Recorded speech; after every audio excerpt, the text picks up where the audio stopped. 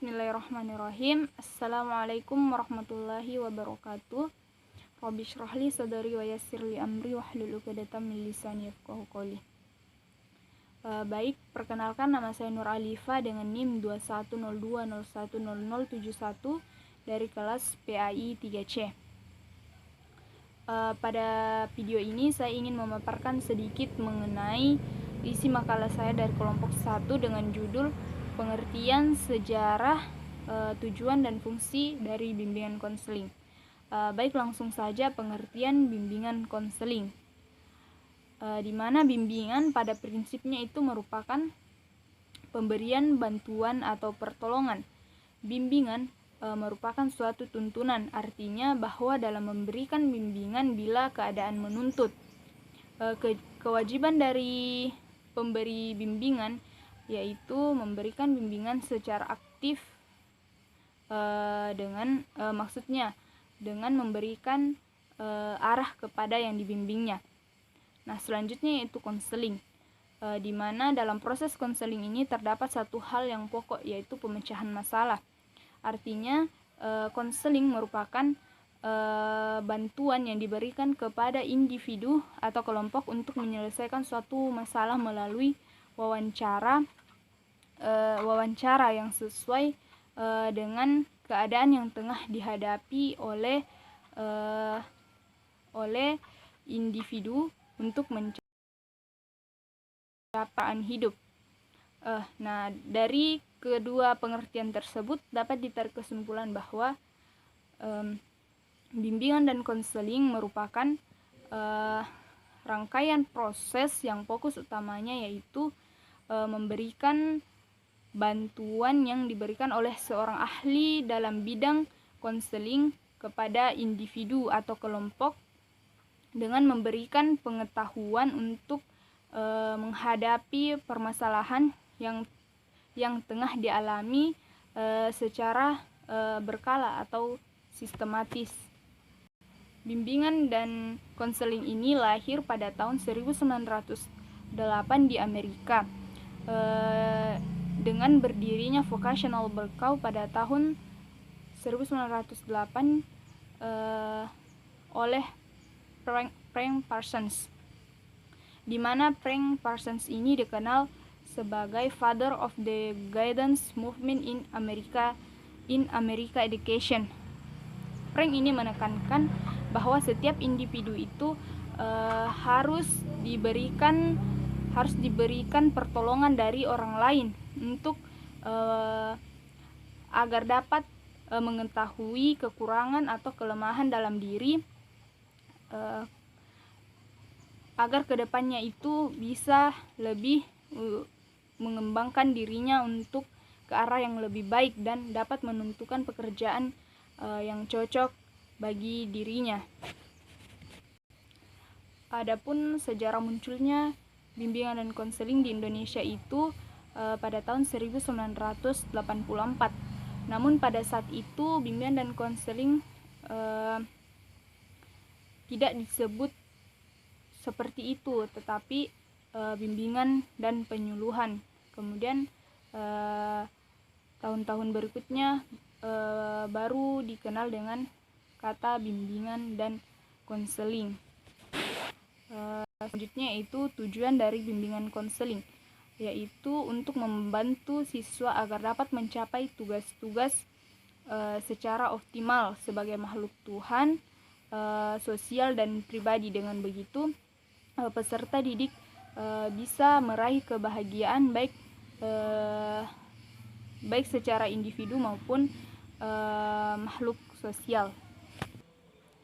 Adapun tujuan umum dari pelayanan bimbingan dan konseling sesuai dengan tujuan pendidikan sebagaimana dinyatakan dalam Undang-Undang Sistem Pendidikan Nomor 20 Tahun 2003, yang menyatakan bahwa terwujudnya manusia Indonesia yang berbudi pekerti luhur, memiliki keterampilan dan pengetahuan,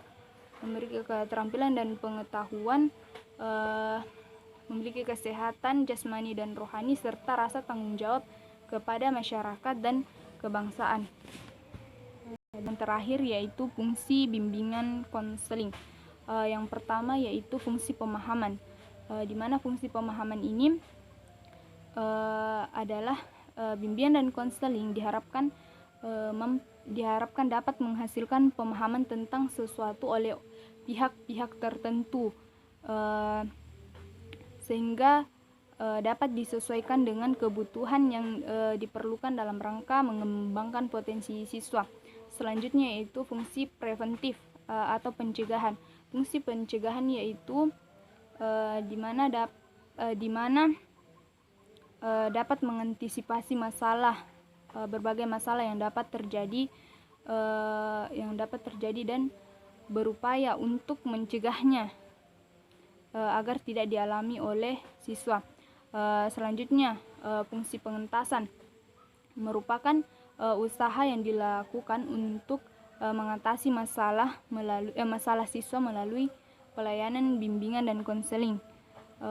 Selanjutnya itu fungsi pemeliharaan fungsi pemeliharaan dan pengembangan. Fungsi ini diharapkan mampu untuk memelihara dan mengembangkan keseluruhan pribadi siswa secara terarah dan berkelanjutan, sehingga siswa mampu memelihara dan mengembangkan potensi yang ada pada dirinya. Dan yang selanjutnya fungsi advokasi, yaitu bimbingan dan konseling diharapkan mampu untuk melakukan pembelaan terhadap peserta didik dalam untuk mengembangkan seluruh potensi secara optimal.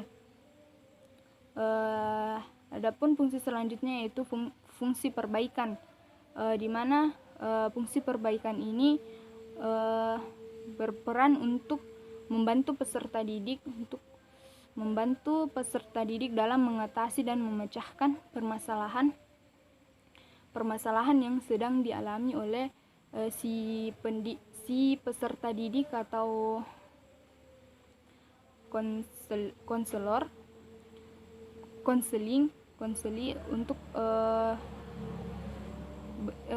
selain itu fungsi perbaikan ini juga diharapkan untuk memperbaiki sikap dan tindakan yang dilakukan oleh siswa ketika siswa melanggar norma-norma tertentu. Selanjutnya yaitu fungsi penyaluran, di mana ini merupakan usaha pelayanan bimbingan konseling untuk mengenali peserta didik secara perorangan, di mana selanjutnya itu kemudian menyalurkan ke arah kegiatan. Kalau misalnya ada kegiatan yang dapat menunjang tercapainya perkembangan yang optimal. Maksudnya di sini itu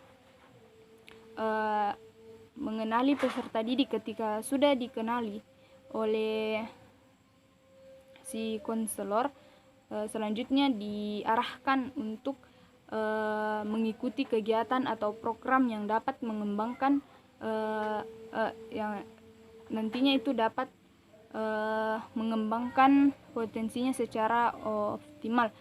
Selanjutnya fungsi penyesuaian, yaitu usaha pelayanan bimbingan dan konseling, di mana diharapkan dapat membantu peserta didik beradaptasi atau menyesuaikan diri secara baik di lingkungannya.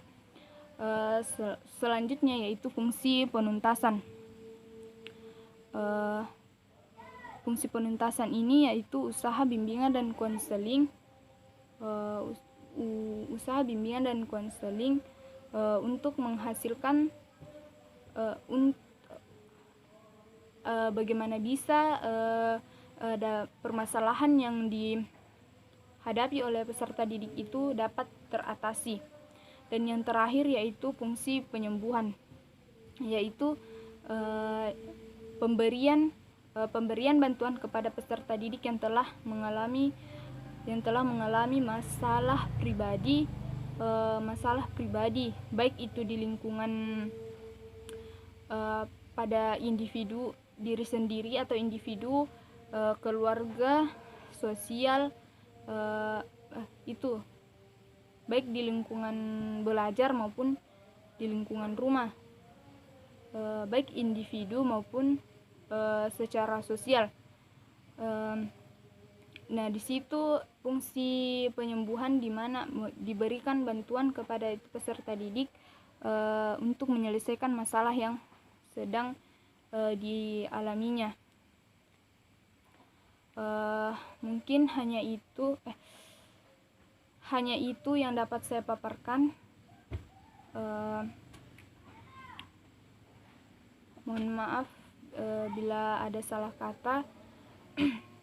Akhir kata, subhanakallahumma wa bihamdik asyhadu an la ilaha illa anta astaghfiruka wa atubu ilaik. Wassalamualaikum warahmatullahi wabarakatuh.